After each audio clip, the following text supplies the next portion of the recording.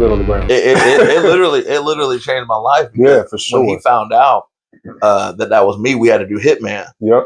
You know, the red man. Yeah, yep, red yep. man. I know what you're talking about. Yep, yeah, man. They had the big old suit, look like big old grizzly yes, bears. Sir. Yes, sir. Coming in a scenario, and when he came in a scenario, I had to in the scenario he did something illegal, and it was you have to apprehend the guy. Yeah. So I'm going up to the guy, you know, talking to him, trying to de-escalate the situation. That's not working.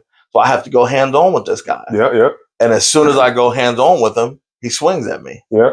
And punches me. Yeah. Right. So I take the punch, and then now I'm squared up. Exactly. We're about to You're fight. Ready, yeah. I'm ready to fight. Right. I'm like, right. Now I'm in my element. Okay. Now I'm in my element. Okay. It's time to throw hands. Right.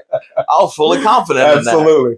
But what he did was, he took me to the ground. Yeah, I knew it. Immediately. Yep. Immediately. Yep. That's what my idea. He is a beast in Brazilian Jiu-Jitsu. That's what he does. He trains people. He has his own gym. Yeah. And if you don't know Brazilian Jiu-Jitsu, you ain't getting out of nothing. No, sir. And what he was doing with me is he had me in a guard I couldn't get out of. Mm-hmm. He was switching around in different positions. Telling you to He was taking everything off of my belt. Yeah. My belt keeps. He was throwing them. Oh, wow. Like he was specifically taking each thing. People on the sidelines laughing. Oh, yeah. The whole class watching. That's how they do it. No, watch this. The whole class was in the room next door waiting. Yeah. Because they couldn't know the scenario. This is funny. Oh, yeah. Okay, this is the funny part. One of the instructors was over top of me while he was just completely destroying me. He was yelling at me saying, "Recruit Harris, don't you got a family at home? Yeah, yeah. Are you gonna die on the streets? You're not gonna fight back." You know, all these things. I'm like, my goodness, it's real. It feels like real life. Yeah. He's destroying me, man. I had blood all over me. Yeah. My radio was dragging behind me. All the stuff was off my belt. My belt was hanging on. Belt keeps all over the place. Yeah. So by the time the scenario was over, I lost.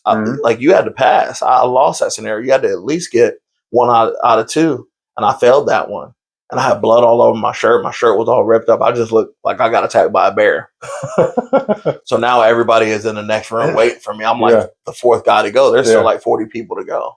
I walk into that room and they saw me because they were all like, Shell can handle his own. For sure. Yeah, that's how they treated me. Yeah, man, I had blood all over me. My radio was hanging off, and I was hyperventilating. Yeah. And they were terrified when they saw what happened to me. The ambulance had to come. Yeah. I had to get oxygen. It was bad, man.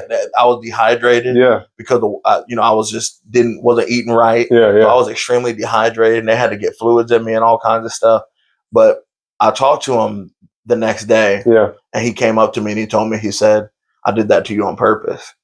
He said, "Because I heard that you have hands and that you can box, and that's all good, but 70, 75, 80% of fights go to the ground." Absolutely. And he said, "I want you to live.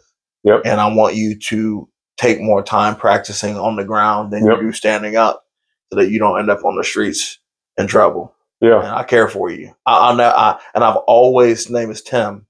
I always thanked him for that. My whole career, Gill. I always thank him for that. Changed my life. Mine was Sergeant Gill. He did the same thing. So I wasn't bloody, and I wasn't one of the first ones to fight. I was actually in the last group.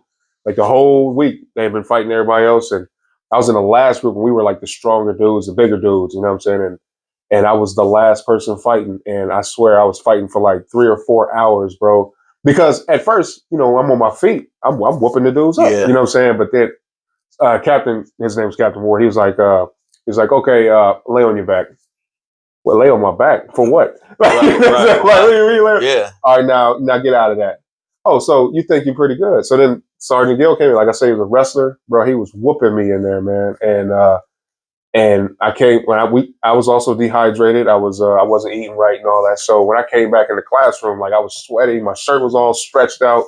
And it was kind of torn, and everybody's looking at me like, "Dang," because I was flipping people in the class and everything. Yeah. We was doing our DTs because I'm one of the bigger, stronger dudes in the class. But yeah, they definitely humbled me, man. So